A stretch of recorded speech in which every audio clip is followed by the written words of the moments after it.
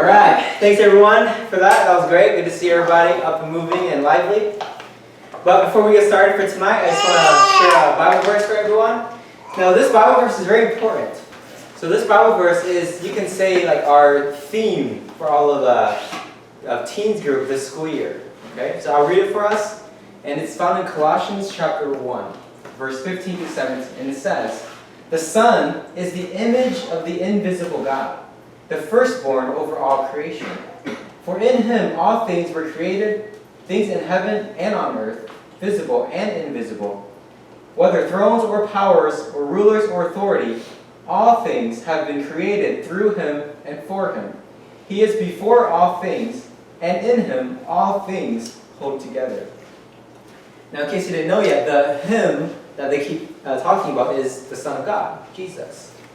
And so in other words, this Bible verse is telling us that Jesus, everything in the created world, was created through Jesus. Was created in, through, for, and by Jesus. So what does that mean? If everything is created through Jesus, that also means that everything you see in the created world, you can look at it, you can observe it, you can know it, and you can also learn about who Jesus is. Is that interesting? Now, of course, it's more complex than that, but this is why we're going to dive a bit deeper into these different topics. To just talk about how do all of these topics, all of these created things, how can we learn about God through all of these created things? Not just when you read the Bible or pray, but everything in all of creation can teach you something about who Jesus is, and ultimately who God is, since everything is created through him. Alright? Now this Bible verse I'm going to say every single week until you guys memorize it, until you guys know. If there's one thing you can take away from this teen group school year, is this Bible verse. That everything was created in and through Jesus. And we can learn about God when we interact with these created things. Alright? But with that said, this is, in a nutshell, what it means. That the Lord God makes everything relevant. Alright? The Lord God makes everything else relevant.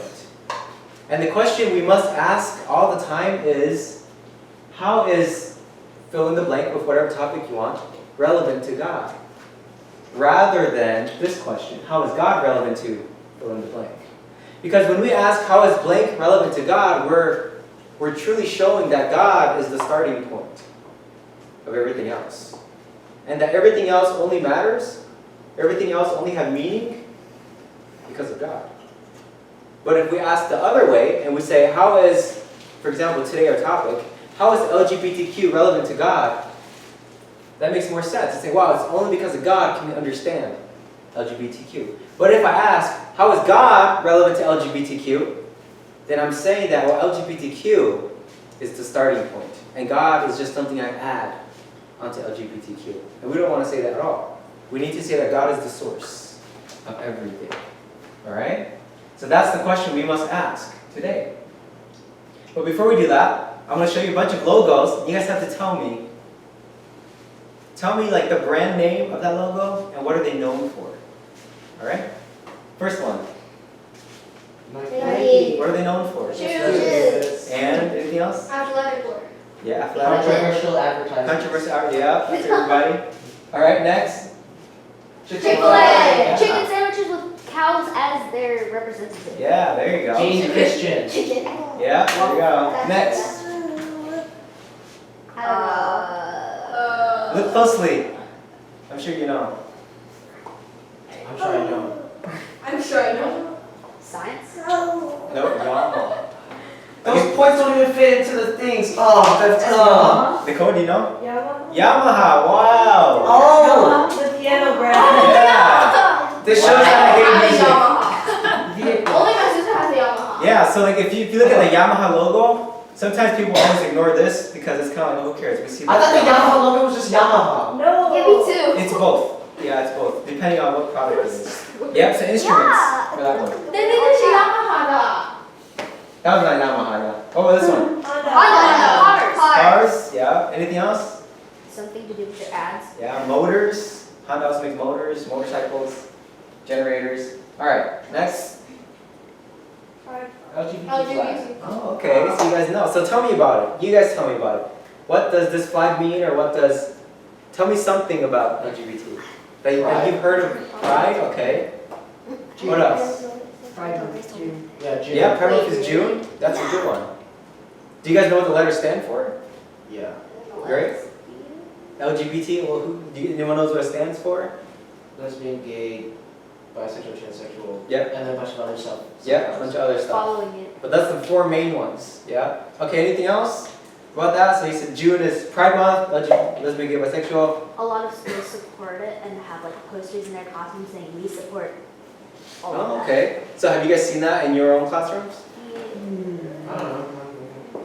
Students in high school. Okay. Maybe someone's wearing it, but not like a teacher. Right. So how about, what have you guys heard about the Christian perspective about this? Anything? No, Justin, no? I think one day they were making gay marriage legal. There was like a lot of Christians who were against it, Mhm. and then it's like a very controversial topic in the Christian community. And I've seen some churches that say like have a pride flag and say that we support this, but other churches. Yeah. Yeah, see, that's 2 big ones there. That some churches say they support it, and then a lot of court cases, right, that dealt with that as well. Yeah, that's good. Very good. And so we're going to touch on some of those things later on as well. But yeah, so I'm glad that you guys know all these things. And everything that I'm going to say, here's a disclaimer, okay? Just so you guys know, I'm learning as well. I'm not an expert. I'm not claiming I know everything. I don't. And so I'm learning just like you guys are learning as well. All right? And secondly, also, these are general statements, okay? And the reason why is because I want us to build a more basic foundation, a basic understanding, before we start talking about it in depth. So this is going to be a basic understanding of what is LGBTQ, all right? Because I understand that it's more complicated, than just what is presented tonight. I understand people are more complicated than what is presented tonight. But for the sake of simplicity and the sake of a basic foundation, that we're all on the same page, it's going to be presented the way it is tonight, all right? And lastly, sensitivity. I want to talk about this in a sensitive manner. I want to be gentle about it. I don't want to be condemning. I don't want to point fingers, all right? I just want to say, hey, this is just what it says. Let's talk about that. That's it, all right? Because I understand that you guys might know people who say they're lesbian, gay. I understand that other people may be struggling with it as well, that you know of, or maybe even yourself. So with that said, I want to be gentle, okay? I want to be careful about what is said, all right? And again, I encourage you, if you ever have questions, just write it in the box. Like if you don't want people to know you wrote it, whatever, go ahead and write it in the box. And it's totally fine. We'll answer that at the end. All right, so these 3 things keep in mind as we go through this journey together. First things first, this is the basic layout I'm going to do. Here's the issue, biblical perspective, and how do we love and serve people. Those are the 3 main big points, all right? So look for those. Okay, first and foremost, what is the issue of lesbian, gay, bisexual, transsexual? As you can see, there's a picture here. Blue is for the guy, pink is for the lady, and you see different combinations of that, right? You see blue, blue, blue, pink, and pink, pink. So for many of your parents, they are blue, pink, meaning you have one mom, one dad, right? However, in the world that we live in today, some people say, I don't agree with that. I believe that there should be pink, pink, which means that lesbian.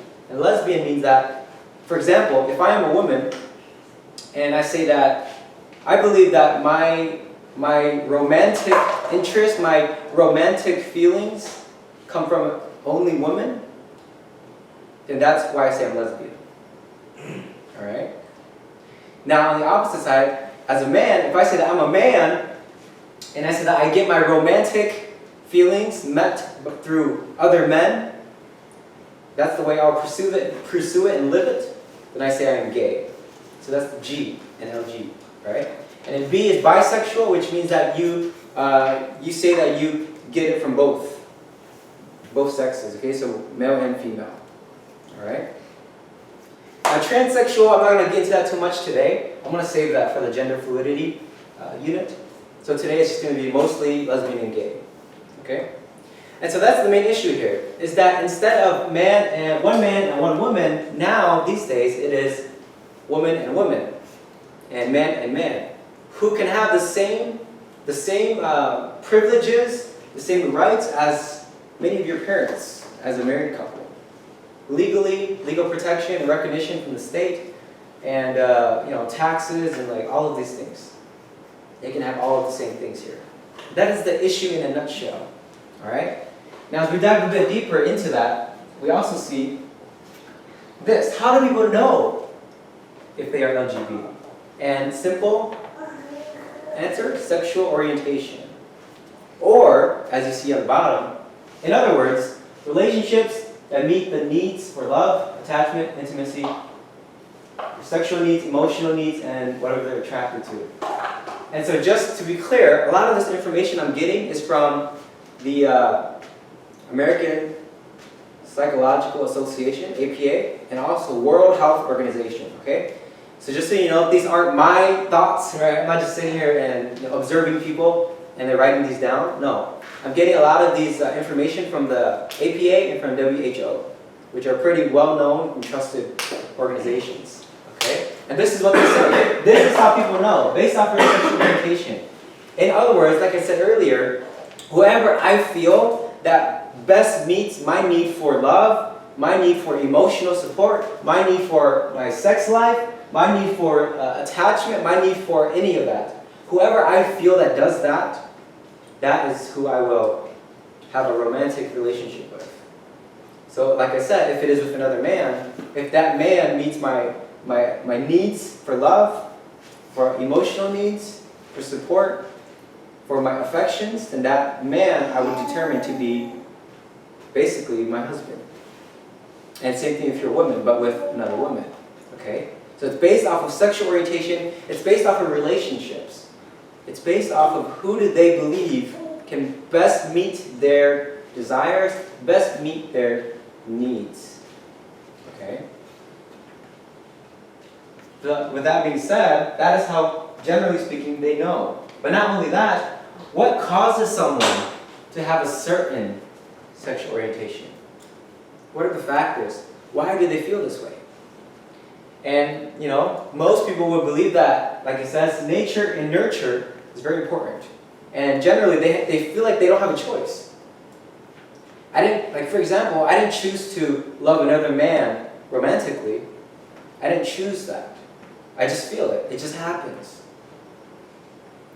But you see here that they say that nature and nurture is important factors, which means that nature, your DNA, your biology, how you are born, like every chromosomes, things like that, things you're born with, that those also influence the types of attractions you have towards men or women.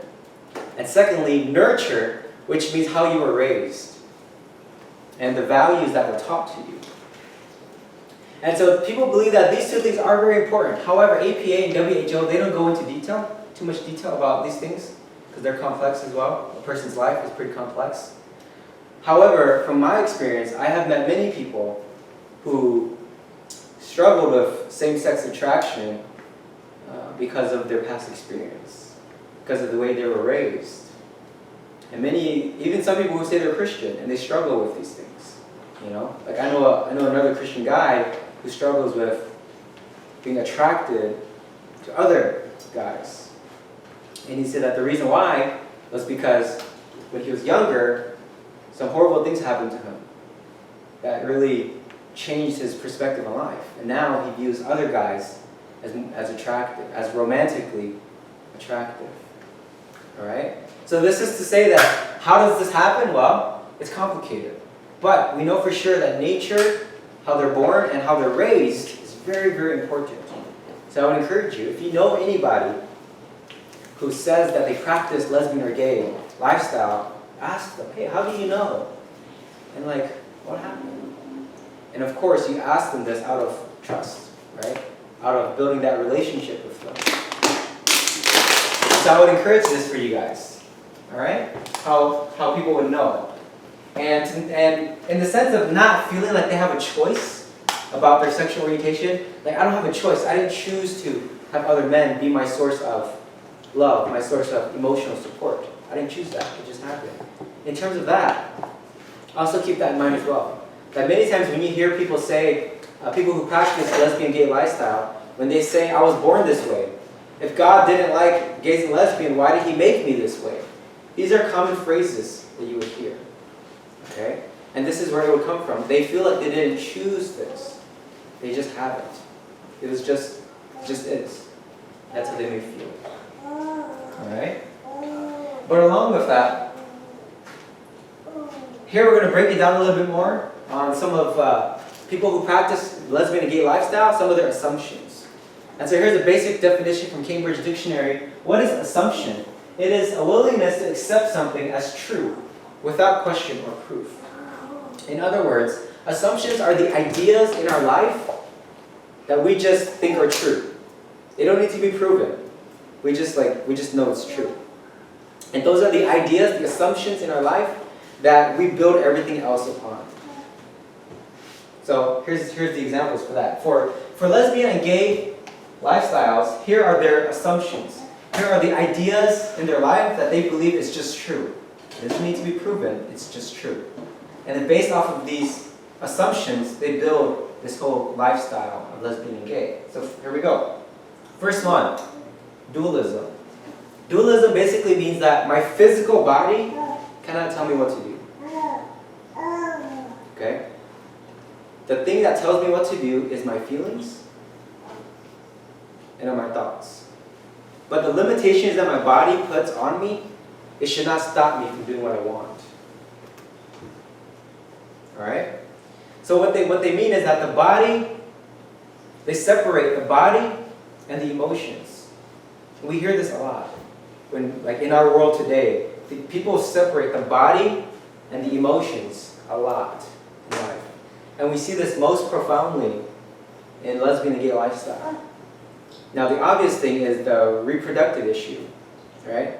That if a person who practices lesbian or gay lifestyle, if their love is truly legit and beneficial, then how come they can't have kids? Well, their body says no.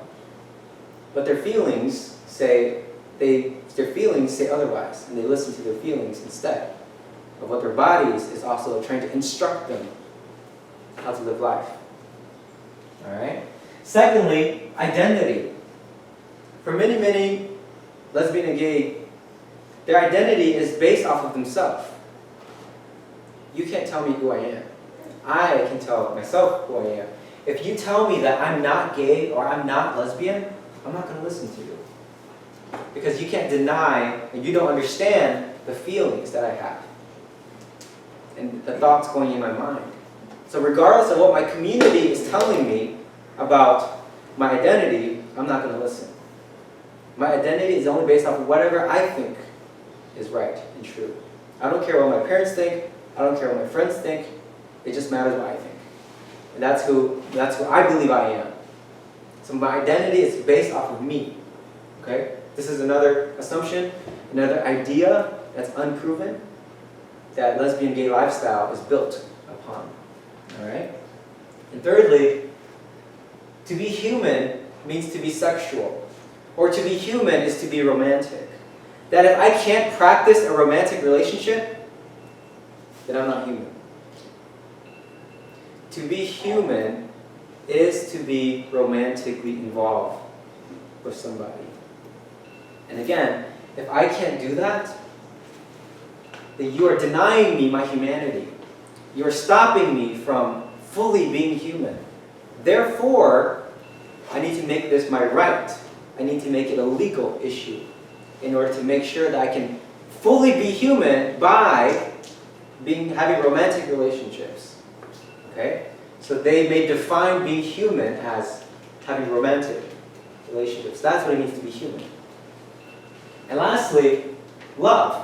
How do they define love? Love is defined as, again, romantic in a sexual manner. Alright? That in order to love someone, you have to be romantic with them. That's what love means. And so if you ever hear the phrase for many lesbian and gay lifestyles, they say love is love. I can love whoever I want. But again, when they say that, all they're saying is, I can sleep around with whoever I want. I can be romantically interested and attracted to whoever I want. Because love is love. Again, they're defining love as that act of romantic things. That's their definition of love. So again, these are the assumptions of people who may practice lesbian and gay lifestyles. All right? The ideas that are unproven, but the ideas that they build their whole life around. Okay? So continue to keep those assumptions in mind, because as we continue to think deeper about these things, you're going to see that it revolves around these 4 ideas a lot. Okay? On why they practice being lesbian or gay. All right, enough talk about the ideas and the textbook answers. Okay, where do we see this in real life? Now, some of you already mentioned some things, but I'm going to emphasize a bit more here. So, where do we see this in real life? Well, as you know, if you didn't know, go to your schools and ask your administration: is there a GSA club at our school? Meaning Gender and Sexuality Alliance. It used to be called Gay Straight Alliance, but now it's called Gender and Sexuality Alliance because of the gender fluidity movements as well. But I guarantee you, 9 times out of 10, go to your school and ask them, hey, do we have a gender sexuality, a GSA student club at our school? Most likely, it's a yes. So we already see this within your own schools right now, where people are practicing these things, or people are encouraging one another into these things. All right? So it's not just some idea out there, but it's actually in your own schools right now. And Hudson said earlier, June is Pride Month. What that means is that in June, man, many people who practice lesbian gay lifestyle, they go out and party. They have festivals, they have a parade up and down the streets. I know in Washington, D.C., they have a pretty big one. They just had a pretty big one a couple months ago. And I remember when me and my wife, we were living in Chicago, and my wife, she went home, and she was coming back from home. She was coming back from the suburbs into Chicago, into the city. And it was June, so it was Pride Month. And when she got on the train, she saw a bunch of naked people who were painted themselves in rainbow colors, literally butt naked. And because the reason why, they said they were celebrating Pride Month. They were going to go into Chicago, join the big parade and festival, and celebrate their pride in being lesbian and gay, bisexual, transsexual. And so you see, this is already here. It's not just some story I'm telling you. Like, it's already happening, and it's been happening. All right? But not only that, as Nicole mentioned, Supreme Court cases, this has already hit our laws and our legal system. 2015, as you see here, just a couple, Obergefell versus Hodges was a case that determined if gay and lesbian people could be married. It determined if they can have the same rights and responsibilities and benefits as a man and a woman couple. So that happened. They became legal for the whole country of America in 2015. But not only that, last year, another case, Masterpiece Cake Shop versus Colorado Civil Rights Union. A Christian baker, he owned a bakery, and he sold different types of cakes and stuff. And then a gay couple went into his shop and said, "Hey, we want you to customize us a cake for our gay wedding." And the Christian baker was like, "No, I mean you can buy my other stuff I already made, but I don't want to use my gifts and my talents to showcase your life choices." And he got sued. They took him to court. And the reason why he said that, the baker said he didn't support the gay lifestyle is because he's a Christian. And as a Christian, he believed that marriage is only for men, one man and one woman. And because of that, they sued him. And he went to court. Just think about that. That just happened last year. Alright? That's happening, right? Because that's, you obviously have the right to not give. Right, so that was the question. And spoiler, actually, so he did say, well, I have my freedom of religion, right? Like, you can't tell me that I can't not support you just because you don't like what I believe. But actually, in the courts that was reviewed, so this guy, he actually, at first in Colorado, he was deemed as guilty. So he was supposed to pay a big fine, and his shop was like, gonna like face a lot of consequences. And then he appealed it for the higher courts, so the Supreme Court, the land of all of America. And so they accepted the case. And actually, if you read the statement that they said it was not about his freedom of religion.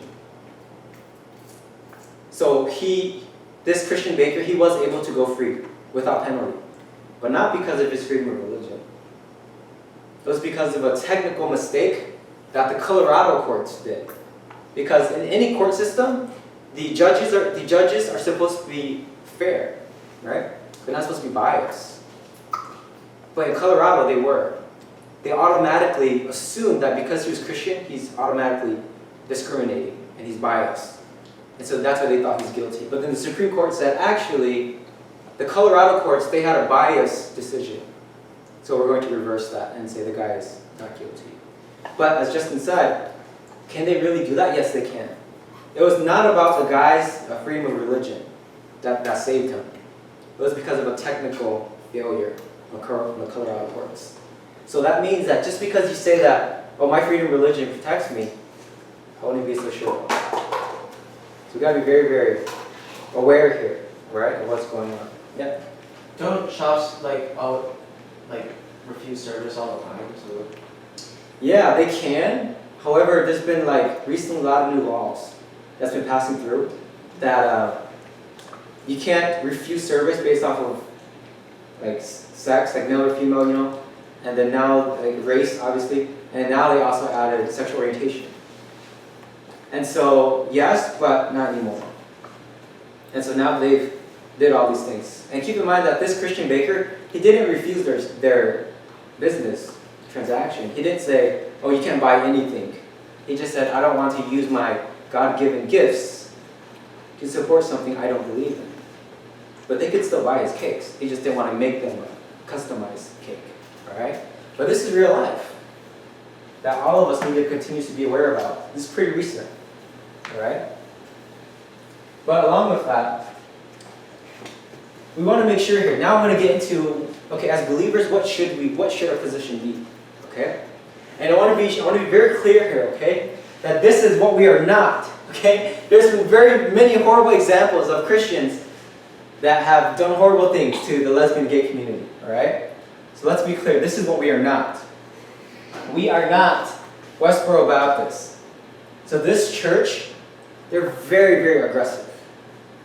They would stand and with signs, as you can see, and they would protest. And they would say, fags, which is a offensive word for gay and lesbians, fags are going to go to hell.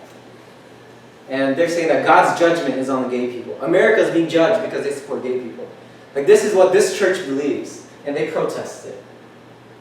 Now, as you can see, and I'm sure as you're reading these signs, that's a very, very hostile environment, right? It's very judgmental, and that's very, very pointing fingers at everyone else. This is what we are not, okay? We are not like this. We are not aggressive, and we are not protesting and calling people out and, oh, you're going to hell, you're going to hell, you're going to hell. No, we are not that. As believers, I don't think we should be that way. All right? But at the same time, we are not LGBT affirming. Okay? As you see the picture on your left, it's a picture of a church that has a rainbow flag. And as Nicole said earlier, when you see churches with the rainbow flag, that means that they are LGBT affirming, which means that people in their church can practice that lifestyle. All right? And it's okay. They don't believe it's a sin. They don't believe God has a problem with it. They don't believe any of that. They think it's fine. It's okay. It's the same as one man and one woman. So if you see rainbow flags outside a church, that's what it means. All right? But we are not that as well. And as you see the picture on the right, it says that Christians at the Pride Festival, at the bottom of the sign, that's what it says. Which means that we're all creating God's image. So they're saying that it doesn't matter if you practice lesbian, gay, or straight, as they say. As long as you are made in God's image, as long as God made you, it's all good. We still love you and support everything, the things you do and say. But we are not that as well. Okay? And lastly, we are not in the middle. Because being in the middle means that, I don't care. You do whatever you want. You do you, bro. Like, live your life. As long as it doesn't affect me, I don't really care. That is not us as well, okay? Because we as believers, we do have a position. We do have an opinion. All right? Because if we say, well, I don't care, that's a very dangerous statement. Because whether or not you care, people are already being affected by these issues, especially Christians, because they don't support it. And just so you know, the Christian baker, he's not the first Christian to face pressure, to face legal problems. There's been many other Christian business owners who have faced other similar problems as well, because they didn't support lesbian gay communities. Alright? So then what are we? We are this. We are not supportive of any sin, okay? Key word, any sin. Alright? We're not singling out lesbian and gay community, no. We're saying any sin. Alright? And secondly, we strive to show the true meaning of romantic relationships. Particularly how God has created it. Particularly how God has designed it. Because the current way that lesbian and gay community express it is a distortion. Okay? It is an incomplete picture. And we as believers must all continue to strive to show the true picture of how God has created it to be. That is our responsibility to do that. Alright? And lastly, work on how we can, like the Bible verse Colossians 1, how we can teach all people to know God through all of creation, especially romantic relationships, but even through family, even through friends, even through nature and everything else. All right, that is what we are working towards. Okay. Now these are some Bible verses for you guys. I'm not going to go through all of them. I'm just going to focus on one. Okay. But this is to just show you guys that there are many parts in the Bible that does talk about what they say homosexuality or lesbian and gay lifestyles. Okay? We're just going to focus on one. And it's going to be in Romans 1. Alright? So I'm going to read it for us, and I'll talk about it a little bit. Okay? It says, "But God shows His anger from heaven against all sinful, wicked people who suppress the truth by their wickedness. So God abandoned them to do whatever shameful things their hearts desired. As a result, they did vile and degrading things with each other's bodies. Even the women turned against the natural way to have sex and instead indulge in sex with each other. And the men, instead of having normal sexual relations with women, burned with lust for each other. Men did shameful things with other men. And as a result of this sin, they suffered within themselves the penalty they deserved. They know God's justice requires that those who do these things deserve to die, yet they do them anyway. Worse yet, they encourage others to do them too." In other words, yes, practice